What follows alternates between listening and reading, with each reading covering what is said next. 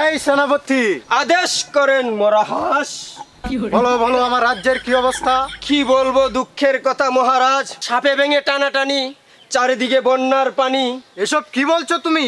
লোকের মুখে শুনি নুনু কাটার বাণী। কি বলো এসব তুমি? এসব আমি কি শুনতেছি? জি মহারাজ। আমার রাজ্যের যদি এই অবস্থা হয় তাহলে তো চারিদিক হাহা করবে, খাকা করবে। আমি আজ কিছুদিন যাবত মহারাজ আমি ভয়েতে আছি। আমি না পারতেছি খাইতে, না পারতেছি ঘুমাইতে, না পারতেছি আমার বাসায় গিয়ে শুইতে।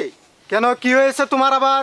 তুমি আমার রাজ্যের সেনাপতি, তোমার এত ভয় কিসের? তুমি খুলে বলো আমাকে। ইয়েস যথাজ্ঞা মহারাজ। এই, কি করে? এটা না তো, তুমি বুঝায় বলো আমাকে ও এটা সবকিছু। আগে কইতেন না? কি বলবো দুঃখের কথা মহারাজ, আপনার রাজ্যে একজন স্ত্রী তার স্বামীর নুনু কেটে ফেলেছে। শুধু এখানেই থেমে থাকেনি, নুনু কেটে এবং কি সে টিকটক পর্যন্ত বানিয়েছে মহারাজ। কি বলছো তুমি এসব? তুমি তো আমার সাথে চরম বিয়াদবি করেছো। আমি আবার কি বিয়াদবি করলাম মহারাজ? তুমি এই খবরটা আমাকে আগে দাও না কেন? আমি যে আমার রানীর সাথে ঘুমাই, যদি আমারটা কেটে সে টিকটক করে তাহলে আমি এই রাজ্যে মুখ দেখাতে পারবো? আমার এই চেহারা কি দেখাতে পারবো রাজ্যে? না না মহারাজ, আমার এটা আসলে ভুল হয়ে গেছে মহারাজ। তোমাদেরকে দিয়ে আর কাজ হবে না, তোমাকে আমি আজকে থেকে বহিষ্কার করলাম আমার এই রাজ্য থেকে।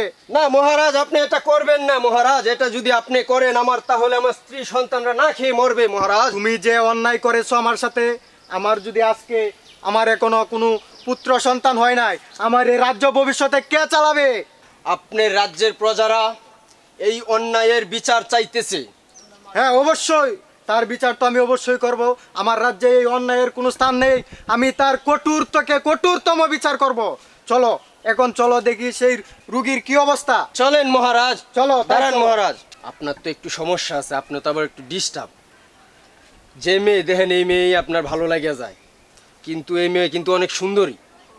সাবধান, আপনি আবার এও করেন না। আরে না বেড়া, ওহন তো আমার ভিতরে ভয় কাজ করতেছে, এই কাম আমি করতাম না। চলেন মহারাজ তাহলে। তাই চলো। দেখে